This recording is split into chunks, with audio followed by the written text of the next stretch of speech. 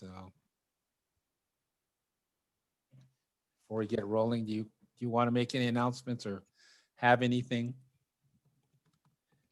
Well, I wanted to ask everybody what they thought of the training that we had on board training, and then the one coming up on the Vibrant Club. You know, you guys as club trainer and president, there's so much to learn and help the clubs with. So we want to make sure that we give you the tools that you need. So tell us, what do you need? What kind of information do you want us to cover, go deeper into, what, or tools that you haven't gotten, anything that you guys need? Has anybody ever thought about creating a mock calendar that has everything in it, and then people can edit from there? Yeah. Okay. You mean as far as like a yearly calendar for your club? Right. Yeah. Yeah. Well, one of the things that we're working with the PEs is the development of their calendar. And so, that's part of what we're going to talk about at Pre-Pets on Saturday. I'm actually happy that Sandy's here, and we can talk a little bit about that. But yeah, the calendar is a really crucial thing because all of us kind of revolve around our calendars. I know I do, and a lot of organizations revolve around the calendar, especially Rotary, which has a lot of set things that happen at set times of the year. So one of the things that we're going to put out on Saturday is the training calendar for the entire year of 2021 to 2022. So there's no confusion on, who's training on what day and all that. So that way, if we put it out far enough, then, if you can come, and if you cannot, then listen to the recording. Okay, yeah. Nia. But, I wanted to ask, going back to that question about a mock calendar. So this calendar is what we give to the presidents, and it has the due dates of when things are due. So, Dave, do you want us to add to this on what the club trainers should do, or are we? No, I didn't. I haven't seen this one yet, so sorry. But I know you did one for last year too. Yeah, that's a good one. I like that. Yeah, me too. Okay, but we can do one for a club trainer too, so we can add to it. So, we want to make sure that it's going to work for you. So if you can tell us what you want, what to add to it, we can certainly change it. So it's, I believe this one is on the website for officer and training. And then we'll do a new one for, oh, sorry, this is 21-22 on this one. We have a 2021 as well. So this is for this upcoming year, this one. So it has like the HRYF deadlines, when to send in your applications, the key dates. And so we'll put this one up as well as soon as Sandy and Benson confirm the dates. Where is that? Where is that? On the officer training, on the training library. Yeah. On D5000, right? Right. But the 21-22 isn't up yet because the dates are not firm. But Benson, you guys are going to give it out this Saturday, this calendar? Yeah, I've actually, well, we've been working on kind of a tentative one, and then Sandy and I are going to go over it and confirm it on our meeting on Wednesday, and then we're planning to distribute it to the PEs on Saturday. So Saturday is going to be our PE training.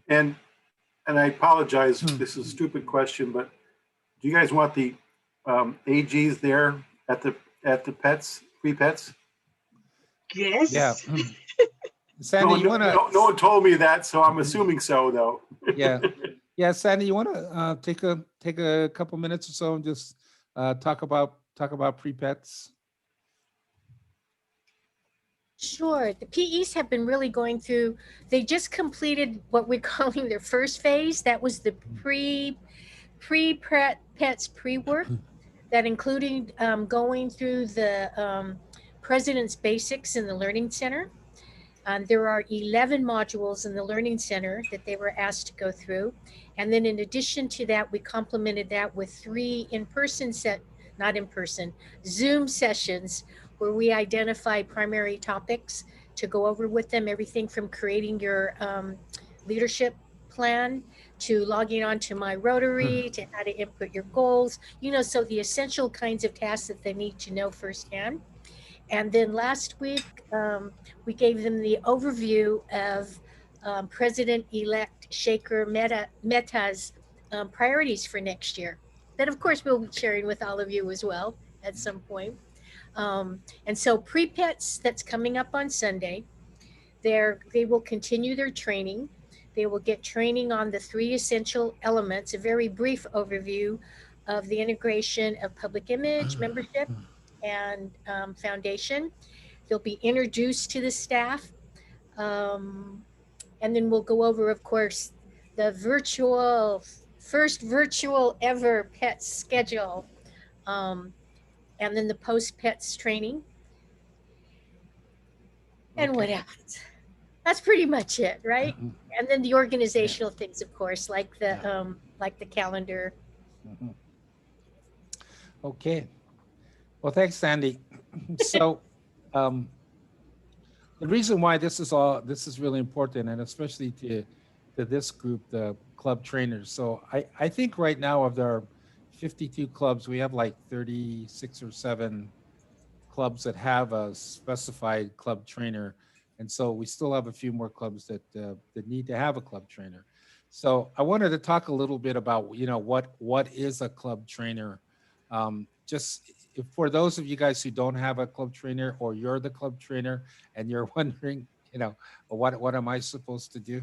So when I joined Rotary, there was the kind of club kupuna who kind of took care of everything, was Audrey Wilson. And although she didn't have the title of club trainer, she was a club trainer because she was the go-to person.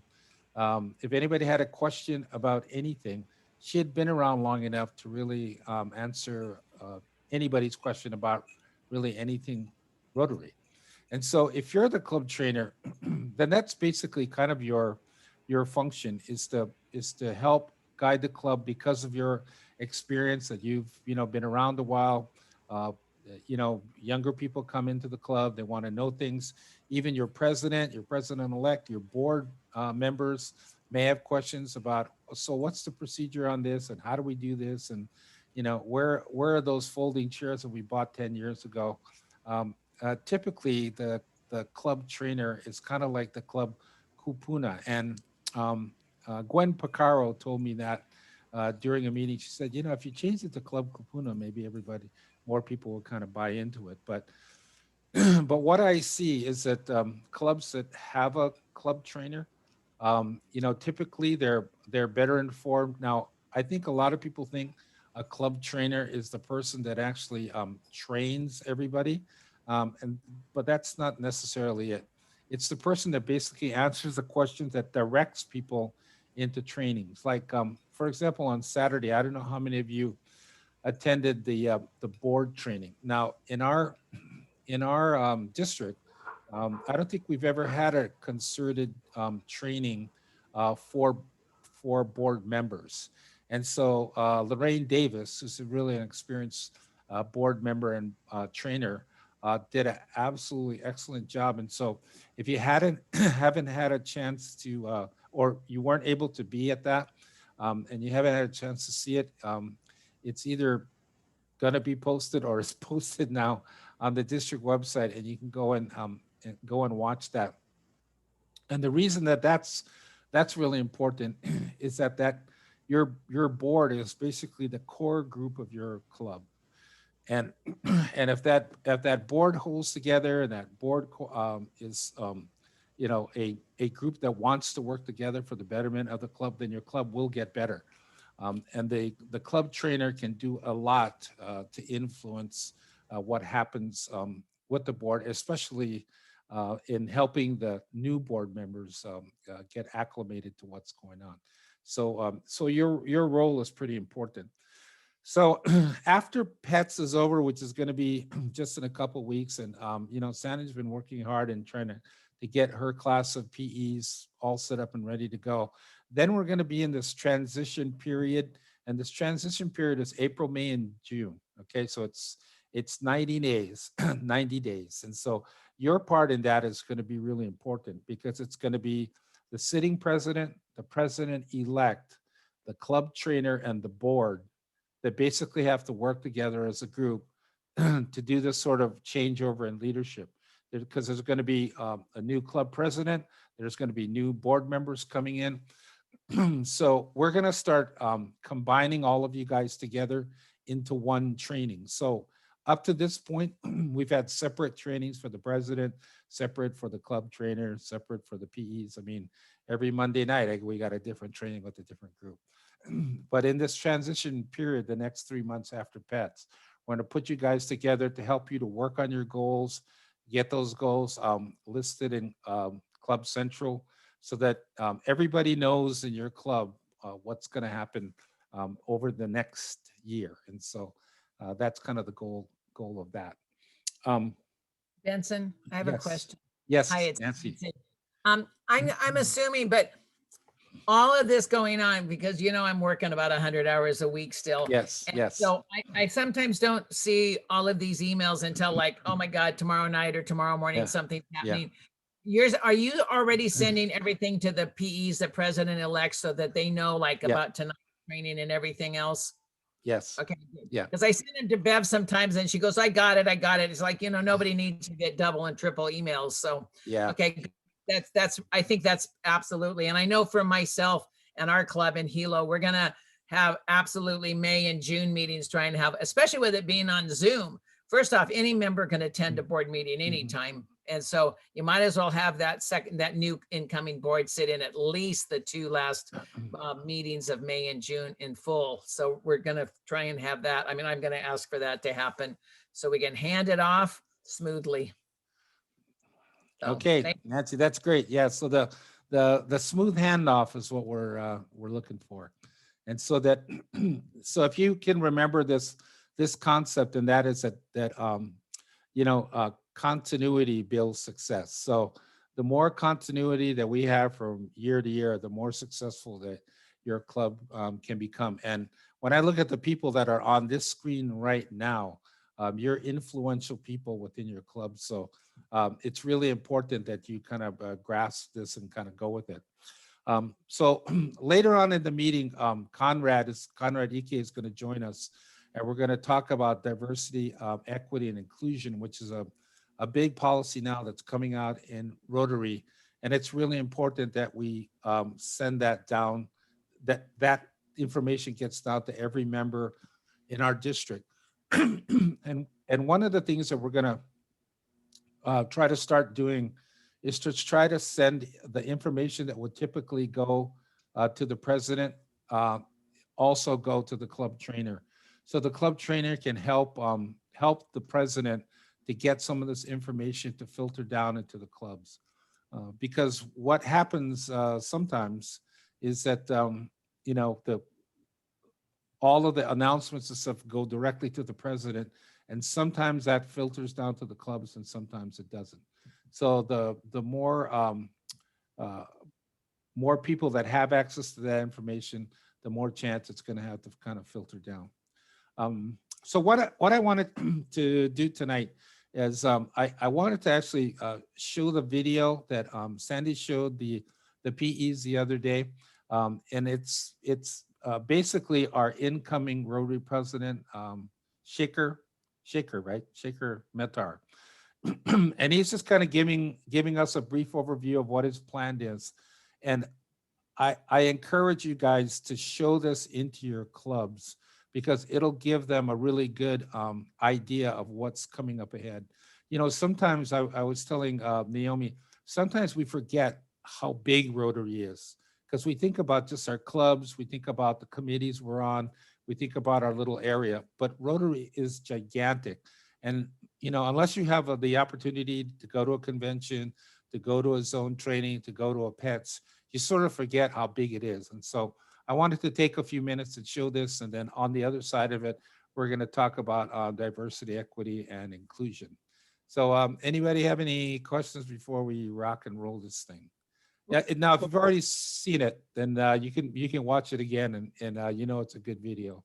So hang on just a second, and I'll get this thing rolling. There we go.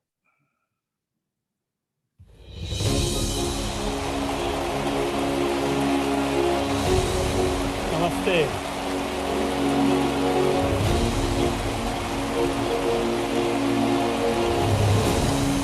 Hello, the movers and shakers of Rotary around the world.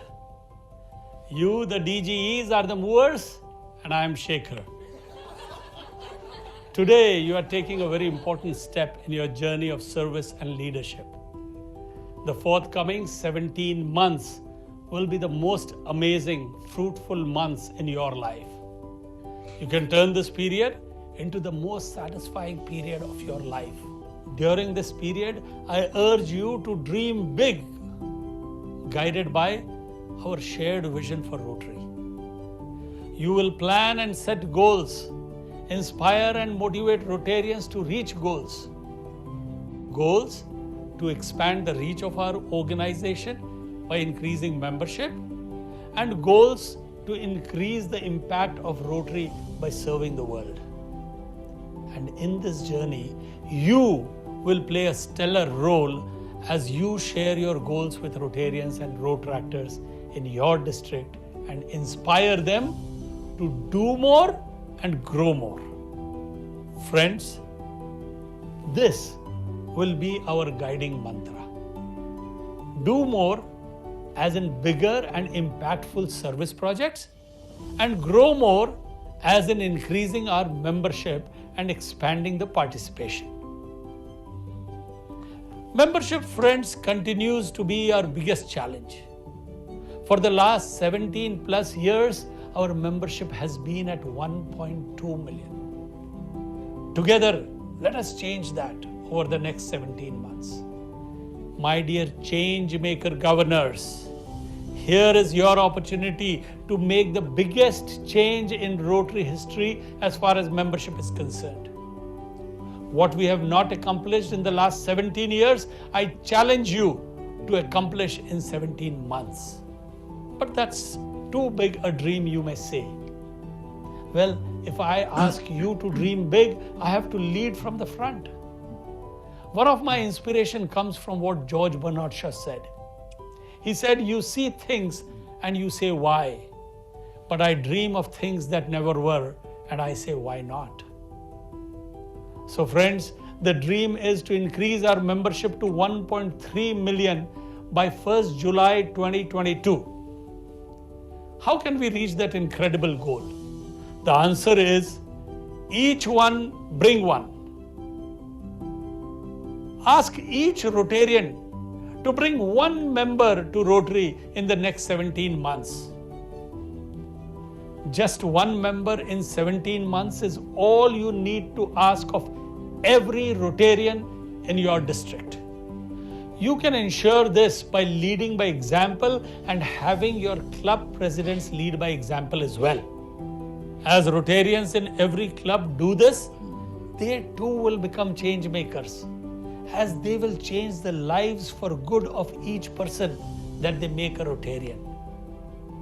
Governors-elect, we need to grow more to do more. I have always hugely been inspired by the motto of Rotary, service above self. It has taught me to care for others and share with others. Service to me is about thinking of others even before I think of myself. On thinking about others, let me share one of my Rotary moments. I had just joined my Rotary club and the club organized a limb camp. Here, we were distributing calipers, artificial limbs, and hand cycles. Every member was given some responsibility, and so was I. I was to check if the beneficiary of the hand cycle had enough strength in his hand to ride the tricycle by his hands. And I was to do this by asking the beneficiary to pull my hand so that I could fathom the strength in his hands. As I stood in my designated spot, waiting for the beneficiary to come, I saw him crawling towards me. He had no legs, so he had to crawl towards me. I stretched my hands to hold his, and I'll be honest, in that moment, I was thinking about me and not about him. I was thinking about my cleanliness, my health. I did not want to hold his hand, but I did it and kept thinking of myself for the second and third set of hands. But suddenly, after the sixth, seventh set of hands, my empathy towards their plight grew. And soon enough, I could feel their pain, their challenges. And I was thinking more about them than I was thinking of myself. It was at that moment, friends, when from being just a member of my Rotary Club, I became a Rotarian. Soon I started attending more club projects. As a Rotarian, when I had first gone out to the rural areas of India 35 years back, I truly understood the plight of my brethren. They had no toilets in their homes. The water they drank from was from the same pond that they bathed in. The schools were in the shade of a tree, and the black painted wall was the only blackboard in the school. The nearest health center was a few miles away with basic facilities. And then, through my Rotary Club, we helped set up toilets, provided clean drinking water. We enhanced the education system and set up world-class health facilities, not just in my community or my city, but in my country. Rotary kindled the spark within me to look beyond myself and embrace humanity. Service became a way of life for me, and my life's guiding philosophy became: service is the rent I pay for the space I occupy on this earth. And I want to be a good tenant of this earth. I'm sure each of you also has found your opportunity to serve. You too may have provided eyesight to the blind, food to the hungry, homes to the homeless. They may have been small opportunities of service or large projects. More than just the size, it is the attitude that defines service. Gandhi was once getting up on a train. Even as he was getting up on the train started moving and one of his slippers fell off. Gandhi's immediate reaction was to throw his other slipper to where the previous one had fallen. His friend who was traveling with him asked him, "Why did you do that?" Gandhi said, "Someone will find that slipper. What good will be one slipper to him? So I threw the other." Friends, it was a small act of service, but I think it was a big attitude of service. Are we also ready to think of others before we think of ourselves? As Rotarians, we can do just that. Why else have Rotarians spent billions of dollars and volunteer hours over the last 35 plus years to eradicate polio and serve mankind? Why else have we set up thousands of schools, hundreds of hospitals, provided water in parched villages, brought dignity to people by providing toilets in their homes, given the gift of life to tens of thousands of children by doing their heart surgeries? Rotarians keep serving because we want to change lives. One project in Nepal changes the lives of few thousand people. The family health program in Africa has served millions of people. A water project in Haiti has changed the lives of more than 10 million people. Back home in India, the TEACH program of literacy and education has impacted the lives of millions of children. Many of you have been an important part of similar service projects, and you have changed the lives of people. There was a need to serve, and you served. Today, the need to serve has become even more necessary and apparent. So, my dear change-maker governors, in the coming Rotary year, I request you, urge you, cajole you to serve people and help to change their lives. So, my dear governors, our theme for the year 2021-2022 is Serve to Change Lives.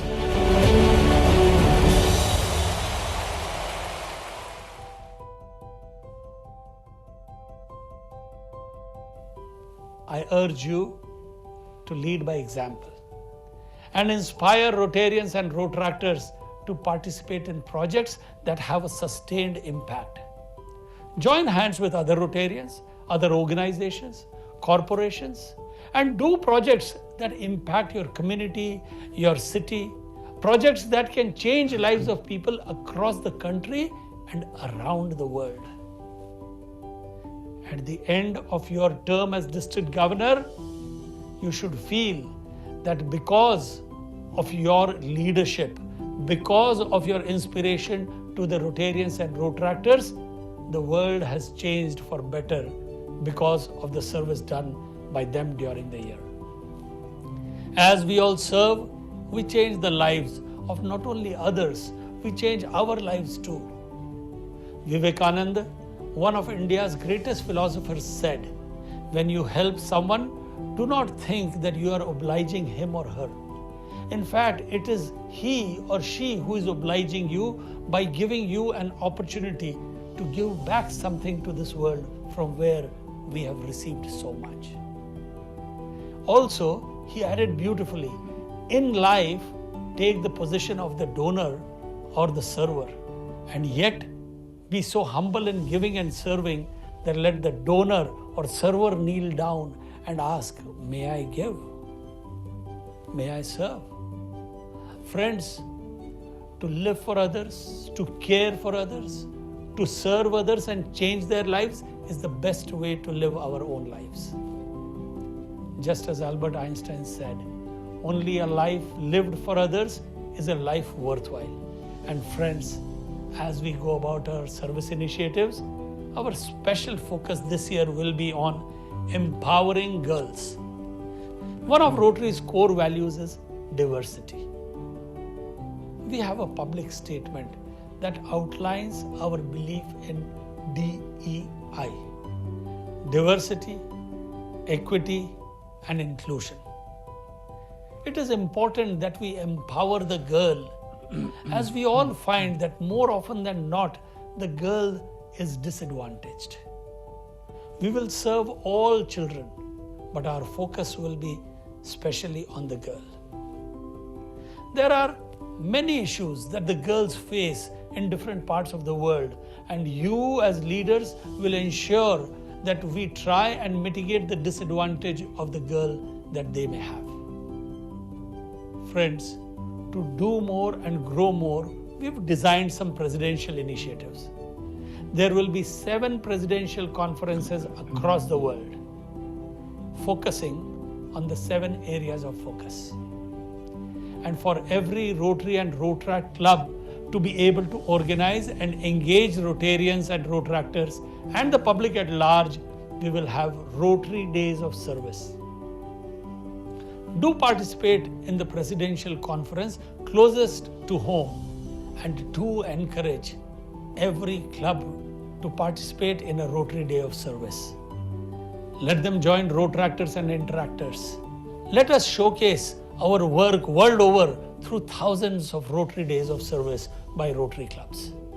Dear Changemaker governors, ending polio, fighting COVID, working on large impactful projects, and increasing our membership to a never before 1.3 million. The task ahead is challenging, and that should excite you. Rotarians love challenges. A ship is safe in the harbor, but that is not what ships are meant for.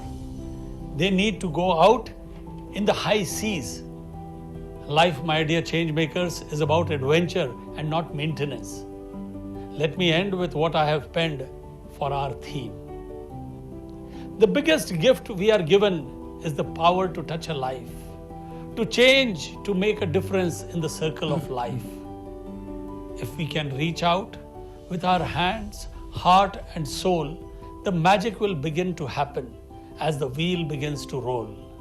Let's turn the wheel together so all humanity thrives.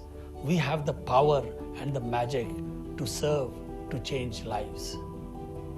At this moment, I urge you, wherever you are seated, to put your hand on your heart and pledge with me. We have the power and the magic to serve, to change lives. So, my dear change makers, are you ready? Are you ready for the big challenges? Are you ready to serve? Are you ready to change lives? I am, and I'm sure you are too. Together, let us serve to change lives.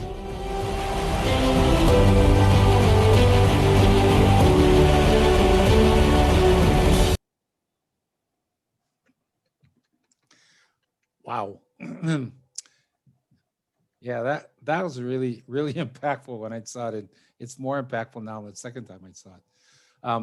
So I would encourage all of you guys. Now that video obviously was made for the incoming district governors, and I'm sure he's probably going to make another video for everybody that's out there. But if you have an opportunity to show it at your club meeting, I know I'm going to show it at our club meeting tomorrow. Yeah, do so. So with that, I'm going to turn it over to Naomi. Conrad has joined us, and like you saw in the video, a big proponent of what we're going to try to do this year is to work on diversity, equity, and inclusion. I say that so many times. So, okay, Naomi, I'll turn it over to you. That video is a good segue into what Conrad has to continue in our discussion on DEI. But before we get into that, I want to tell you guys what you're doing now. It's not, are you ready? You are doing things. You people are the change makers right now because of all of the things that you're doing right now. And you know, we've gotten so many opportunities because of COVID and because of our economic crisis. We have been given the gift of service, the opportunity to serve our own communities. So, you know, in the video it says, "Are you ready?" I'm going to say that we are already doing. You guys are change. You're not change makers. You're rain makers because what you're doing today, what you've done for the past 7 months, and what we have going on for the next 5 months. And so let's continue on what we're doing to open our opportunities to serve our communities and our members. So, you know, we have that board meeting, and as club trainers, we have the other opportunity to help our own clubs. And I wanted to show you I wanted to talk about structures of boards, but looks like we're kind of running out of time. So let's go into Conrad's discussion about what action steps that we can take in DEI and what we can do for our own club members. So keep it up. You guys are the rainmakers. Okay, Conrad. All right. Well, thank you very much, Naomi. So Naomi asked me to come on to speak to you for about a few minutes. And I do apologize for jumping on at 7:30. Having said that, what I wanted to talk about is just report on what District 5000 is doing with regards to diversity, equity, and inclusion. I caught on to Benson's little melding of all the words. So late last year, we got introduced to the concept of what Rotary International was doing with regards to DEI. And I approached Naomi and asked her, you know, what is it that we can do to make sure that District 5000 had a voice with regards to DEI. And it was just serendipitous that everything worked together. And one of the things that she had on her initiatives was to create a DEI task force for District 5000. And I was more than happy to be part of the formation of that. And so we've had a couple of DEI task force meetings. We try to meet monthly. The initial steps, obviously, it's just like anything else that's new. There are some growing pains and stuff like that, but we've kind of found our groove, and we actually had a 30-minute training at the membership training that District 5000 held back in January on the 23rd. And so we introduced DEI and Rotary's interpretation and philosophy around DEI, and shared it with those who attended the membership training. Right after that, we had a task force meeting, and the task force is constantly growing. People are jumping on, because the more voices that we have, the better chance that we have at successfully making sure that we implement DEI in all of our clubs. So at the last task force meeting on February 2nd, we talked a little bit about those who attended the membership training that incorporated DEI, and this shared the types of feedback that we were getting from it. And a lot of the feedback that we got have been very positive, very receptive. And in fact, the one message that I keep on hearing from a lot of clubs who reached out to me to either thank me for having this DEI conversation was that it's much needed. We really need something like this today. And so, and it's not only because of the social environment that we're in, but it's also because clubs want to maintain a healthy club. And in order to do that, retention is so important, and acquisition or acquiring new members is so important. And the only way to do that is to talk about DEI. And so what we resolved at this last task force meeting is a couple of things. Number one, we wanted to make sure that we continue on this awareness campaign on what DEI means to Rotary International, as well as District 5000. And then also, how is it that, how do we put words into action? And so some of the things that we are putting together is, number one, is 3 different subcommittees that will keep the DEI topic in the forefront of District 5000, and then getting it out to the various clubs. So one of the biggest subcommittee that will be created from this task force is an education and awareness committee. And their role is to really help get the information out to trainers. So train the trainer would be one concept, so that we're all speaking the same language when it comes to DEI. And so we put together a pretty, I would think, was a very short but simple concept of an explanation of what DEI and how we can live and breathe it. And not only live and breathe it, but also make sure that we're always thinking about it, and then putting it into action.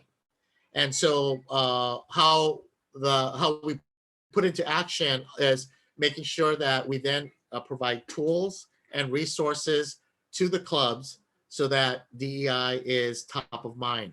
One of the tools would be things like making sure that we create a service bureau of speakers that can speak on DEI. Other tools are things just like the PowerPoint and the breakout rooms discussions that you could bring to your individual clubs, whether you as a trainer would be doing it for your club, or someone in your club, or a group of people in your club taking on these initiatives.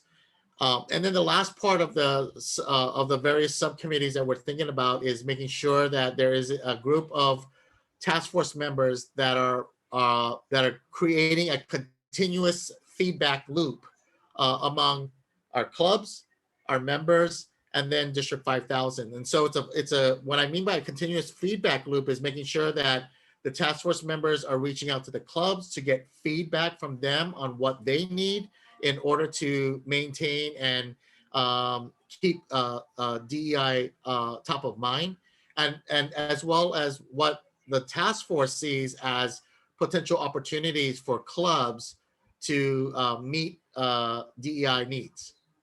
So that's pretty much in a nutshell where we're at. I think there's a lot more that we're going to do, whether it's in Naomi's year or continuing on in Sandy's year. But it's not something that it's one and done. It's something that has to evolve over time, because one of the things that we talked about in the DEI training at the membership training was that this is not a new concept. The idea of DEI has been around for a while. It's just that it has evolved over time to include other types of voices that we don't necessarily think about when we talk about diversity, equity, and inclusion. Does anyone have any questions for me at this time?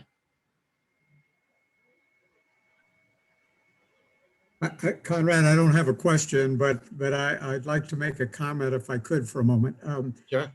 It's my privilege to be a member of that task force that Conrad leads. And in looking at that, and in looking at all of the things we're doing, one thing struck me. Benson talked a bit a while ago about the idea of the trainer as our kapuna, and that's very apt. In my club, our trainer is a two-time past president and a founding member. He didn't personally know Paul Harris, but he must have known what happened ever since. And that piece has been great. But as Conrad's pointed out, with DEI, with many other initiatives, with coming out of COVID and figuring out how we're going to run meetings, incorporating those who've been comfortable with Zoom, we're an organization in transition. So I think that it's going to be really important as Benson works to, with all of the clubs, so that our kapuna are as well-versed as possible in steering the club. I think we're going to need to also make sure that they are not just the keepers of the way it always has been, but what's in the windscreen ahead of us, all of the new things and how they help the presidents-elect to move forward into all of those changes. So I'm off my soapbox. Thank you, Dick. I totally appreciate it. Mahalo. Nancy. Yeah, thank you. I wanted to make a comment also, in part because of my own history in Rotary, but also my discovery this year as the president of the Rotary Club of Hilo in our 100th year. I've been trying to do research and that. And I found and got hold of a lot of the history about women. I was the first woman to come into Rotary in our club, or well, actually, I think maybe the whole Big Island. And at that time, of course, I didn't understand I was young, so I didn't understand the massive significance of that. And really in reading about it, of course, the Supreme Court in May of 1987 mandated that Rotary could not exclude women on the basis of gender. And then I came in January of 88, just a couple of weeks ago and 30 plus years ago. But our own newsletter, our Lava Flow, which is distributed to everybody, I got copies of that from that time period after the Supreme Court ruling, and very prominent, important, and wonderful gentlemen who I did know when I first, who, have since passed away, but who I got to know were wonderful people. But the attitude in writing is very, very, we're going to wait and see, because after all, the Supreme Court's trying to say, women are like men, and we know that's not the case. Otherwise, what would marriage be? And so we're not going to do anything. We're going to wait and see. And so it's really a very negative tone. And I would obviously venture to say that the inclusion of women in Rotary has been an unbelievably good success. And so based on that, especially as I also get older, I think, oh yeah, I like the way it is. It's comfortable to me. But I'm going to project that in 30 years from now, we're all going to be happy that we made an overt action and an overt decision to try and bring in all kinds of different people, because they all bring a broader spectrum of what our whole world's about. So I wanted to give that kind of attitude of support, having sort of lived it without, well, I knew then there was a lot of negativity, but I just didn't care. So, but now I understand how significant that change was and how much a better club I think Rotary is than it would have been. It was still all men. Nothing Thank you. personal, guys. Yeah. Well, thank you for sharing, Nancy. But those lessons learned is definitely things that we could use and make sure that we put things in an actionable item for clubs. Because to your point, the women joining Rotary at that time was a group that was now inclusive. Can you imagine whatever new group that's coming in are probably going to have face similar types of challenges and pushback and whatnot, but those lessons learned then could easily be applied, and if we can put that into a tool for our clubs, I think that would be more powerful. So thank you very much for sharing. Anybody else before I turn it back over to Naomi? Nope. Looks good. All right, Naomi, you have the floor back. Thank you. I think they were thinking, right? Because there is so much to think about, and it's this awareness on other points of view that we need to consider. And this is a perfect time to think about what we need to do to make some flexible moves.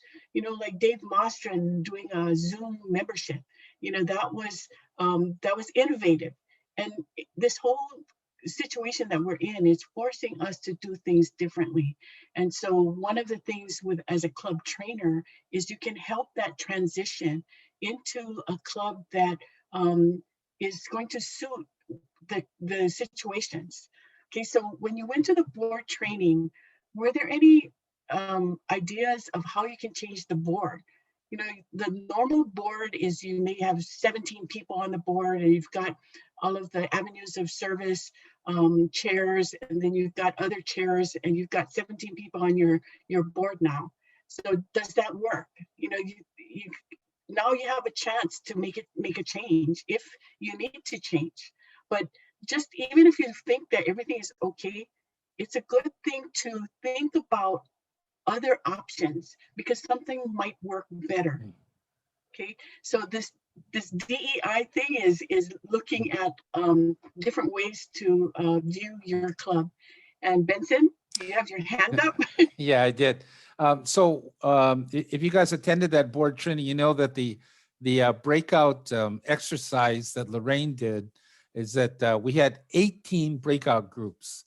And so half of them, their assignment was to think about good aspects of any board that they've been on. And the other side of them, half of them said, what were the bad or negative aspects of any board that they served on. And so on the positive side, they hit right along the whole DEI thing, right? That they were inclusive, they were welcoming, that they wanted to work collaboratively with each other. They were open to listen to other people's opinions, that they helped and taught newer members that came in. And then of course, on the negative side was just the exact opposite of that, where you had really, autocratic leaders that were kind of bullies, where you had little cliques forming. So what we're learning and experiencing today in DEI is about not just, I think Hawaii in itself is a pretty inclusive place because, we're very diverse, racially, ethnically, but it's really about the diversity of people's ideas. And especially now in our political climate, and I just want to kind of stop it right there, it's very polarized right now.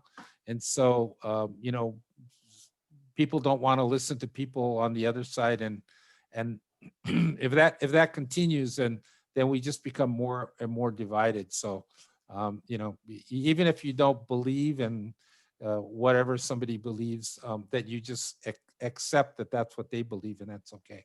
So that's my thought. And sometimes if you put yourself in their shoes and see from their point of view, you might see why they're thinking that way.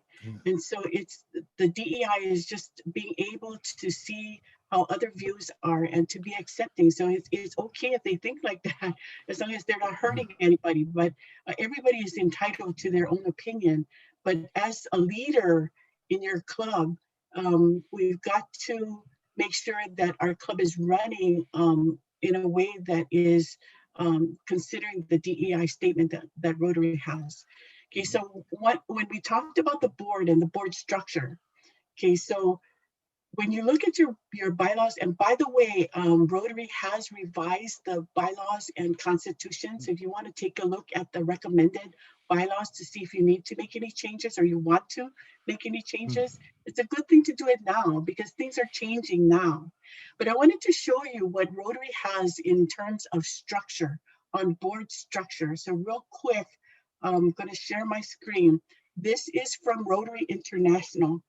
Okay, and so remember I was saying that sometimes you have 17 people because you've got the chair of all of the different avenues on the board.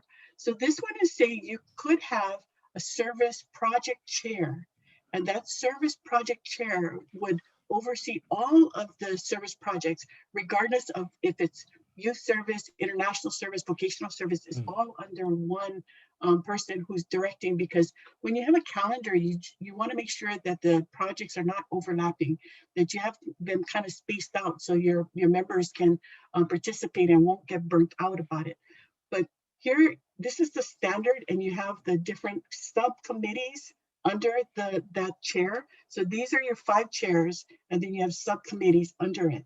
And it's a really good thing to have subcommittees and more people on the committees than just one person, because that way you have a stronger board, and you've got learning opportunities for the newer members to learn how to manage a project or manage the committee.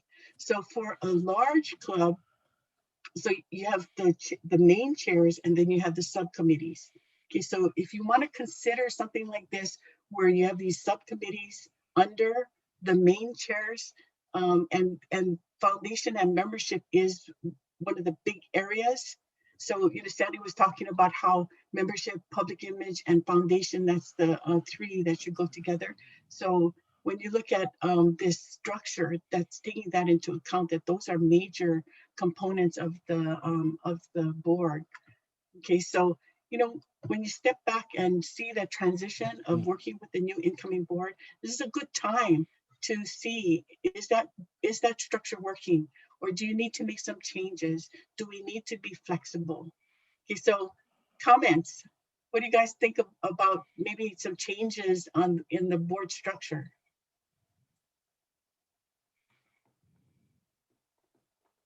Where do we get that document? That came from Rotary International. I can Okay. post it also Yeah, to the website. yeah, that's a great idea. So when you go under learning and look for roles and committee, club committees, that's where this document is.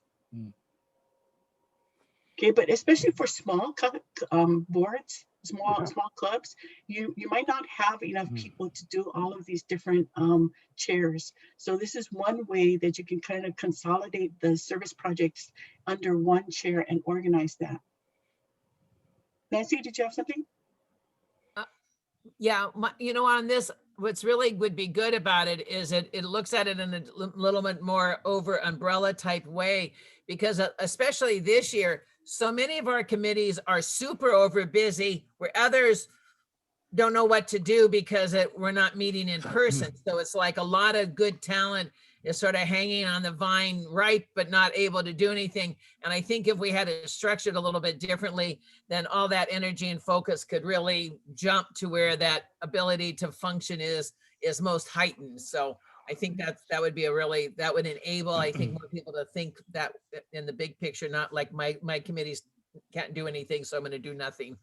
So that's a good idea. Thank you. And people are so busy that they have so many meetings to go to.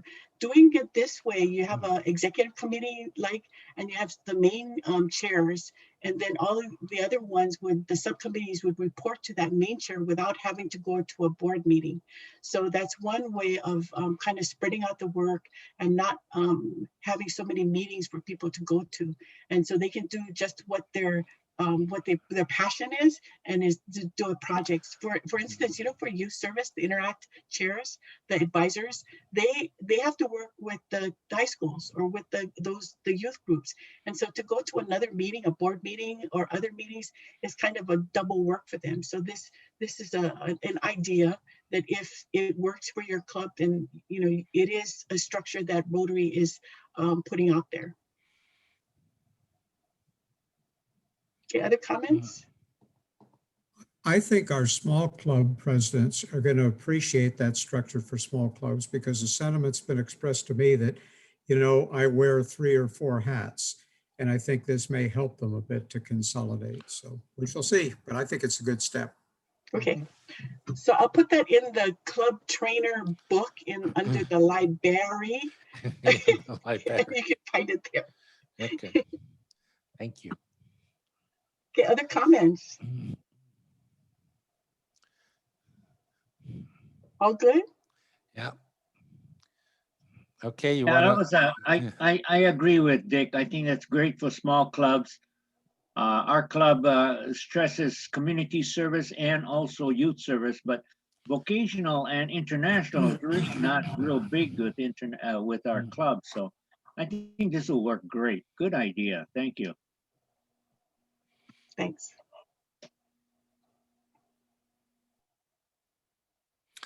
Okay, well, you got about 3 more minutes. Naomi, do you want to try to squeeze anything else in there? Anybody else? We're good.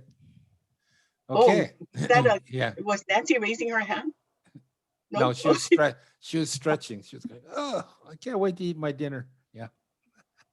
I like the title Kapuna. I think that's pretty cool. Yeah, I mean, we could really roll with that. There's no reason we couldn't make that an official designation for our district. Yeah, Club Kupuna. So we'll take it up. A little bit easier than consigliere. Yeah. Locals, they gotta pronounce that. So you gotta give something that we can pronounce. Yeah, Kupuna more easy. Yeah. So maybe that's something we'll have a discussion of that at the conference then, which is still happening, by the way. Okay, we're gonna do it virtual, and we're working on it. So I think Ryan Carr might object to being called a Kapuna, though. yeah, okay, yeah. It's kind of like you're too young to be called uncle, but after you get used to it, hey, Okay. it feels good. I would have objected to it 3 or 4 decades ago, but now it's kind of natural. Yeah. Well, sign of respect. Yeah. So we Yeah. like There it. you go. Okay. So when we have our Vibrant Club workshop on March 20th, it's a 2-hour session for presidents, president-elects, and club trainer. And this is a time to look at what we're doing for expanding our reach and engaging members and your brand, your Rotary brand. And so we want to share ideas of what we're doing, what the best practices are. So please mark your calendar for March 20 when we have that Vibrant Club workshop. Yes. And then hopefully you can have your own, the club trainer can have their own the Vibrant Club workshop in the club. So the club members get a chance also to say their piece on what they would like out of the club and what kind of value they get. Cool. Okay, gang. Well, hey, we just hit the witching hour, which means it's time for happy hour. So it's 8:00. Thanks again for spending your 1 hour. I look at these faces, and you guys are here every week. So man, just love you guys for that. So awesome. All right, take care. If you want to re-listen to this or suggest it to somebody as something they might want to listen to, it'll be on our website in a couple days. Okay, everybody, take care. Have a good evening. Thank Andy, can you. you call Bye-bye them? now. Good job. Okay, bye-bye.